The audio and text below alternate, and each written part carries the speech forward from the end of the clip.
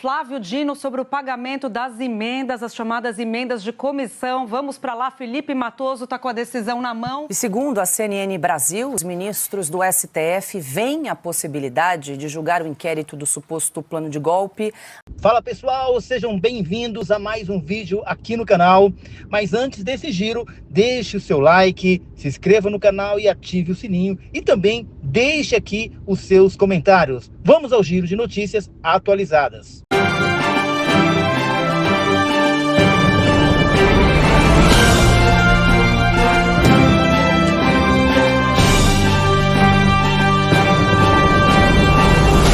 O News vai direto para Brasília porque tem decisão do ministro Flávio Dino sobre o pagamento das emendas, as chamadas emendas de comissão. Vamos para lá, Felipe Matoso está com a decisão na mão. Quentinha, que acabou de sair. Felipe, boa tarde mais uma vez. Oi, Júlia, boa tarde para você, boa tarde também para todo mundo que está com a gente aqui na Globo News. Decisão do ministro Flávio Dino acaba de sair, são ao todo 12 páginas. Estamos lendo aqui a íntegra, mas já temos alguns pontos dessa decisão que a gente traz ao vivo aqui na Globo News. Escreveu o ministro Flávio Dino que, a fim de evitar insegurança jurídica, fica excepcionalmente admitida a continuidade da execução do que já foi empenhado como emendas de comissão até o dia 23 de dezembro de 2024, salvo outra ilegalidade identificada em caso concreto. Quanto às emendas de comissão de 2025, o ministro reitera que devem ser seguidas as normas da lei, sancionada pelo presidente Lula, aprovada pelo Congresso Nacional, e também as decisões do Supremo Tribunal Federal. Flávio Dino também deu 10 dias para que o Senado se manifeste, e a gente vai lembrar que, na última sexta-feira, a Câmara dos Deputados enviou uma resposta ao Supremo, informou que seguiu o mesmo rito adotado pelo Senado, e Flávio Dino também escreveu o seguinte, que autoriza até o dia 10 de janeiro do ano que vem a movimentação dos recursos de emendas parlamentares já depositados nos fundos de saúde, independentemente das contas específicas. A partir de 11 de janeiro do ano que vem, não pode haver qualquer movimentação nessas contas. E, para concluir, o ministro Flávio Dino também decidiu o seguinte, Júlia, autorizo o imediato empenho até o dia 31 de dezembro de 2024 das emendas impositivas, excluídas as emendas de comissão para a saúde, independentemente da existência de contas específicas. Então, essa é a decisão do ministro Flávio Dino do Supremo Tribunal Federal, que acaba de sair relacionada às emendas parlamentares. Júlia.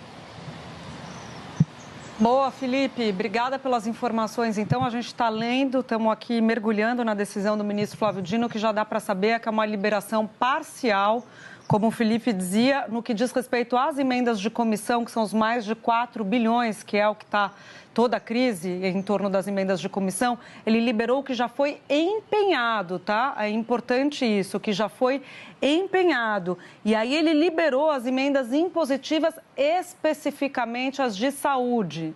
Então, o que a gente está vendo aqui são regras parciais, liberação parcial para as emendas de 2024 e mantido ali o critério para 2025, o ministro fala, para seguir as regras que foram impostas pelo STF, decididas também naquele projeto de lei que foi aprovado pelo Congresso, sancionado pelo presidente. Felipe, ótimo, a gente volta a falar sobre esse assunto na próxima edição do Jornal. E segundo a CNN Brasil, os ministros do STF veem a possibilidade de julgar o inquérito do suposto plano de golpe ainda no primeiro semestre de 2025. De acordo com a reportagem, a Procuradoria-Geral da República, comandada por Paulo Gonet, fará um esforço concentrado logo no começo do ano para que a denúncia contra os investigados seja apresentada até março. Conforme a emissora, a avaliação é de que o processo contra quem está preso seja mais rápido para evitar que as prisões preventivas se alonguem sem uma acusação formal. Ainda segundo a CNN, a hipótese de prisão do ex-presidente Jair Bolsonaro antes da conclusão do processo é considerada improvável por integrantes da Suprema Corte. Constantino, vale lembrar que aquele relatório da Polícia Federal de quase 900 páginas, então foi encaminhado para a PGR, para a Procuradoria-Geral da República, está nas mãos agora de Paulo Gonet e a previsão que rola aí nos bastidores é que Gonê vai decidir se apresenta a denúncia, se arquiva esse inquérito ou se pede mais investigações, mais provas para a Polícia Federal. Isso deve ocorrer no primeiro semestre ainda de 2025. E tem a questão da possível prisão de Jair Bolsonaro, como bem Cauti falou, que mudaria todo o xadrez político para as eleições de 2026, né, Consta? Exatamente. É o que eles querem, a gente sabe disso, mas eles ficam sempre avaliando ali se vale a pena ou não, né? Até porque eles já têm os bolsonaristas onde eles gostariam, né? Todos eles intimidados, todos eles acuados de alguma forma, porque eles foram avançando de forma impune. Agora, o Procurador-Geral da República está falando em celeridade da justiça, né? O inquérito lá, o caso de abuso eleitoral de Aécio Neves, por exemplo, foi cancelado, foi arquivado porque caducou. Tinha muito tempo, né? Mas o inquérito das fake news, esse segue aberto. O inquérito do fim do mundo, como apelidou um ministro do Supremo, né? E que gente como eu, por exemplo, denunciou a cortes internacionais e hoje é réu, também sem nenhuma denúncia formal. Veja o caso do Felipe Martins, talvez um dos mais sintomáticos aí da esclerose judiciária que tomou conta do nosso país. Ele não é formalmente acusado de nada, mas ele não pode dar entrevista. O Augusto estava lembrando que o Lula não só noivou na prisão, como vivia falando, né, e tinha conta ativa nas redes sociais.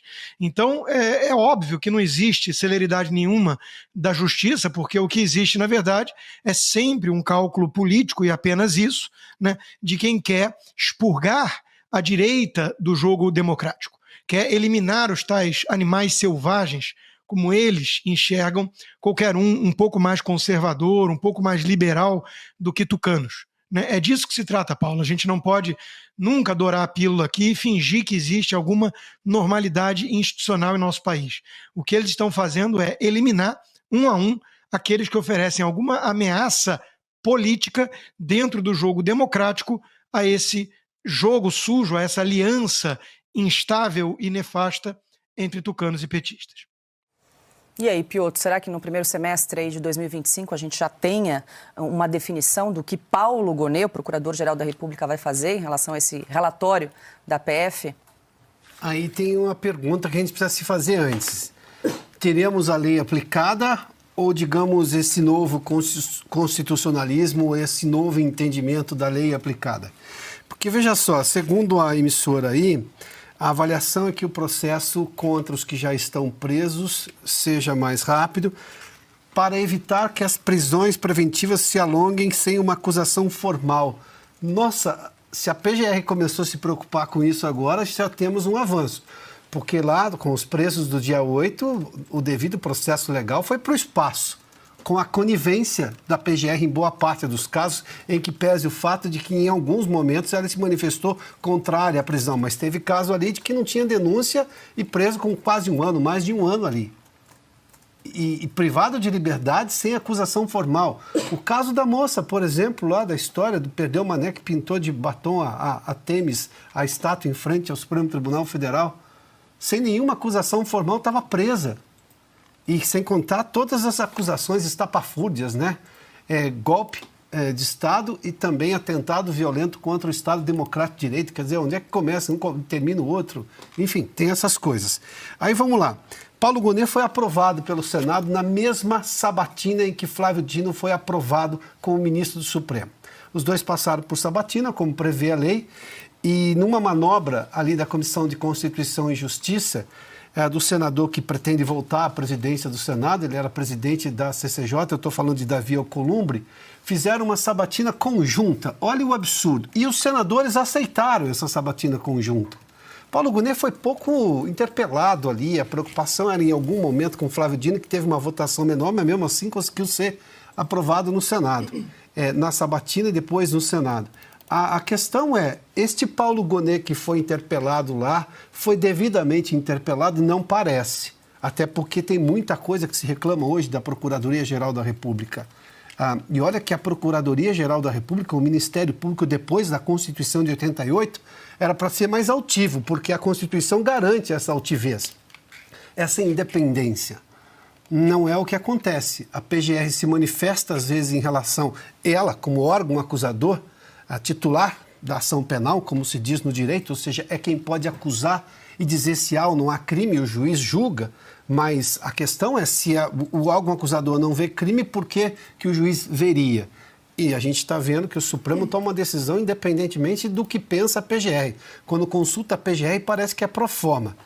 É essa PGR que vai se manifestar sobre esse processo. Esta PGR, a questão é baseada em que entendimento da lei? No pacificado? No entendimento do Supremo de outras formações? Ou nesta coisa que ninguém entende exatamente que vai ser tamanha insegurança jurídica que o atual Supremo trouxe ao país? Posso falar em nome do povo brasileiro? Diga, claro. O resultado desse tipo de ação está aqui numa pesquisa publicada pelo Poder 360, está aqui, que acabou de sair. Em dezembro de 2022, a avaliação positiva do Supremo era de 31%, achava ótimo ou bom, caiu para 12%. Os que achavam ruim ou péssimo somavam 31%, foi para 43%. Os brasileiros não adianta tentar tratar o povo brasileiro como um bando de idiotas. O povo vê a coisa como a coisa é. E conta o caso como o caso foi. O Supremo está assim no retrato. Eles acham que estão muito bem. Se estivessem defendendo a democracia, o povo brasileiro, que é a favor da democracia, não teria a menor dificuldade para aplaudi-los. Como eles fazem o contrário, está aqui. Os que acham que o Supremo age bem são 12%. 43% acham ruim ou péssimo. Isso apesar do medo que boa parte da população sente. É isso que o Supremo, enquanto desmoraliza outras instituições, como o Exército agora, está desmoralizando é o próprio Supremo, Poder Judiciário.